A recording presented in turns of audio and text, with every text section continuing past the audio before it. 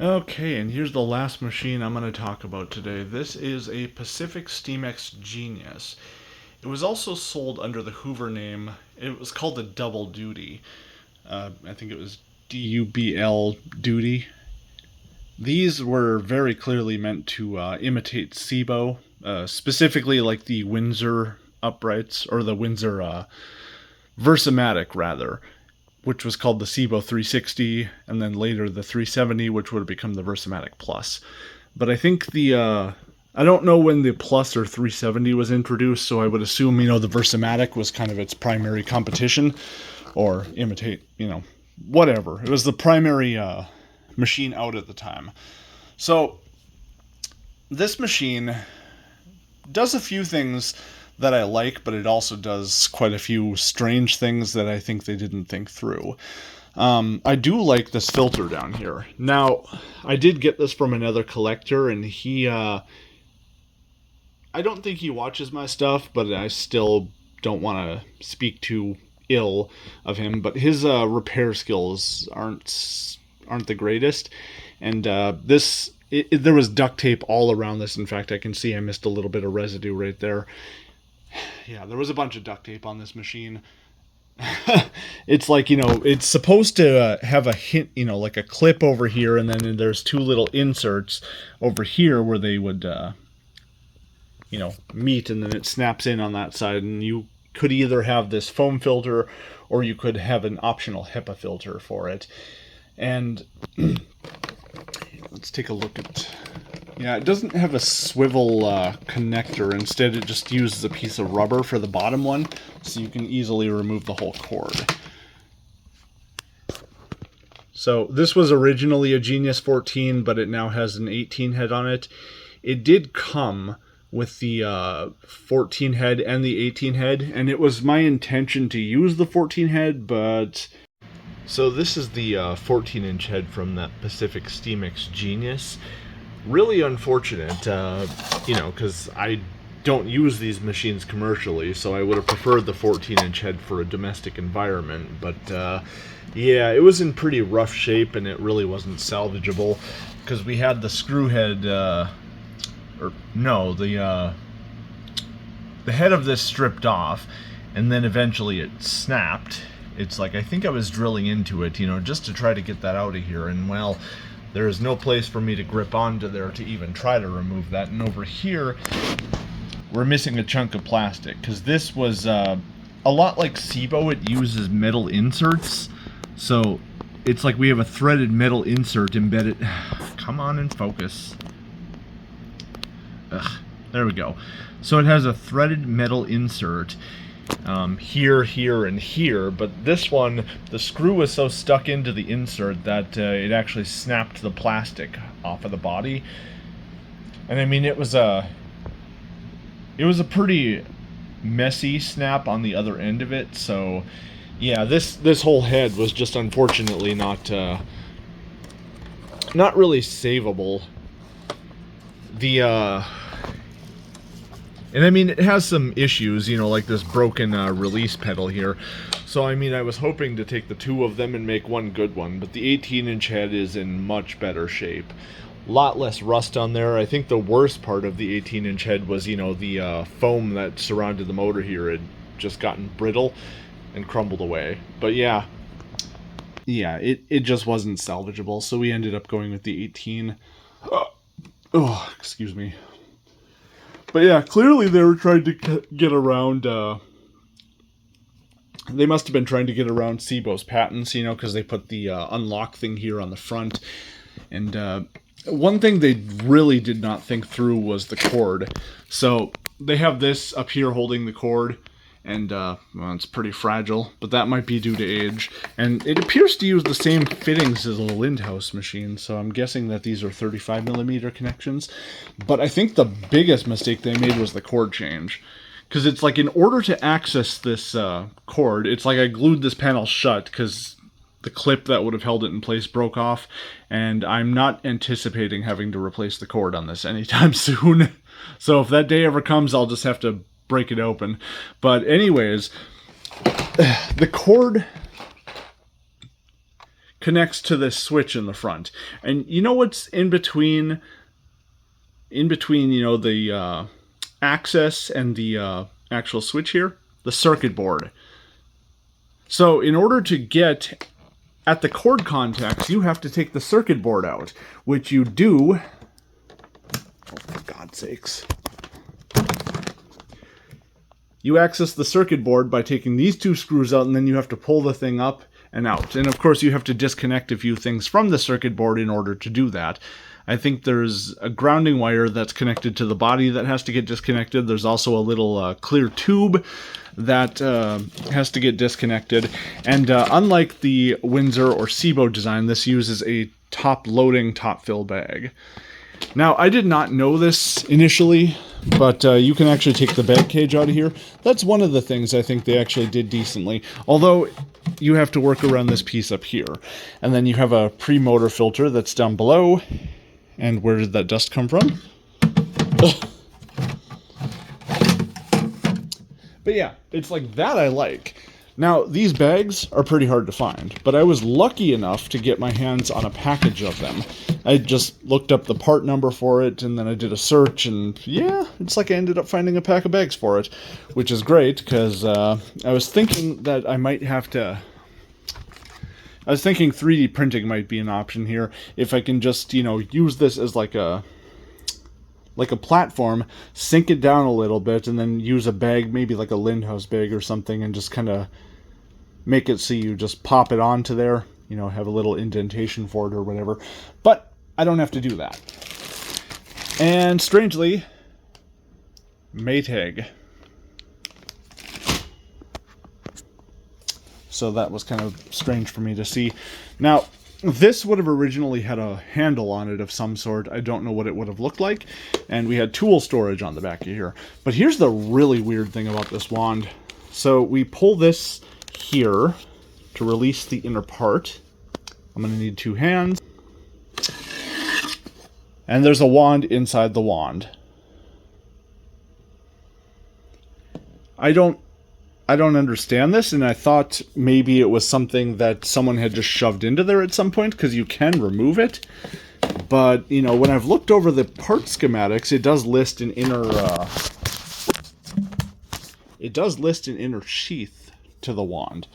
And I don't really get what the point of it is, because, I mean, you can't connect it to anything, to my knowledge. So, yeah, it just doesn't make a lot of sense. I mean, obviously it's supposed to mate up with this kind of like ledge down at the bottom of there, but it just seems so pointless to me. It's like you guys couldn't have at least like made it an extension wand or something like that. And it took me a little bit to find out what this thing was for. It's just there to line up with this. And you might be able to hear the micro switch clicking. It's a very good thing that I held on to the micro switch that was in that Kenmore Progressive upright I parted out, because the micro switch in here, the housing was cracked. Like, pretty badly cracked. So, it's like I was about to do... You know, I was about to just go without the micro switch. But then it's like, oh, wait a minute, I think I have one of these sitting around. And yeah, this is a very, very similar to like the Windsor Sebo design. The only thing about it is there's no like quick access to this thing. So you do have to take like this bottom plate off of here. And fortunately, all of those connections on this one were fine. You know, so I didn't have to... Okay. Had to check that. Yeah, I didn't have any of these break off of here, so we are okay on this head. It's kind of odd to me that they just had a spare 18 head with it, but whatever. I got a working head, so I mean that's something to be happy about. But yeah, let's move on. Okay, ambient voltage. We'll start this up and then we'll lean it back so we can see how the...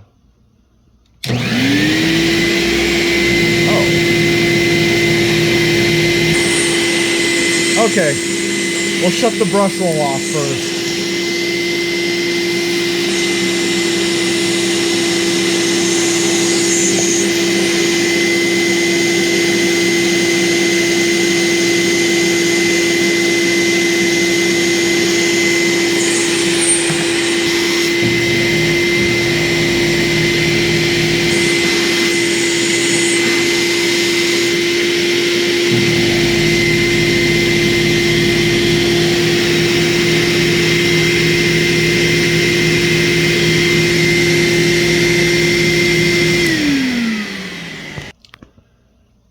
worth mentioning, I don't know what motor was in this thing. It kind of resembles a Domel in color, but I just can't be sure. I never found a definite answer on it, so we'll take the airflow at the bag housing here as well as the suction, and then with this wand, we're just going to go to the end of here.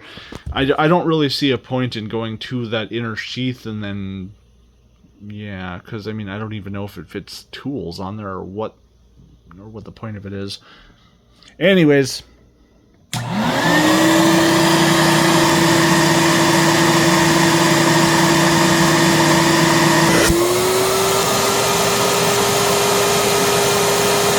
This does have a relief valve.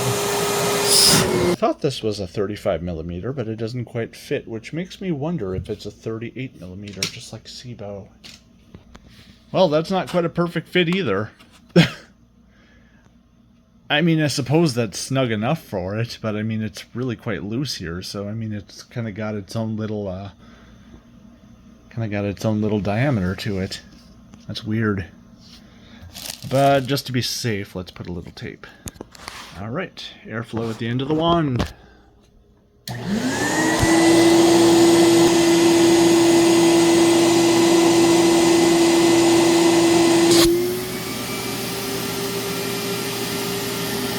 Better than expected.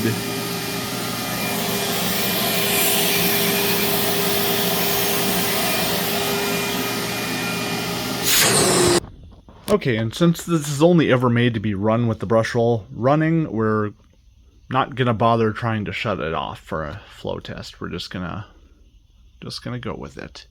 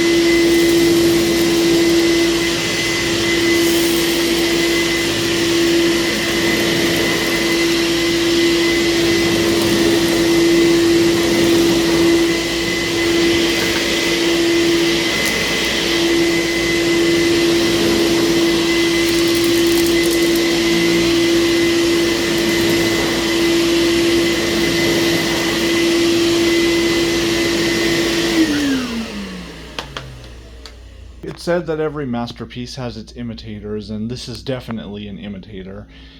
It's like, you know, they do a few things that I like. It's like, I like the top load bag. It was definitely easier to change than the cardboard topped versamatic bags. Not as easy as the plastic rimmed ones that come in the sensor and like the Versamatic Plus, but still, I like that. I do like it has a wheel bar rather than just a single wheel, and that definitely helps with these pile carpets.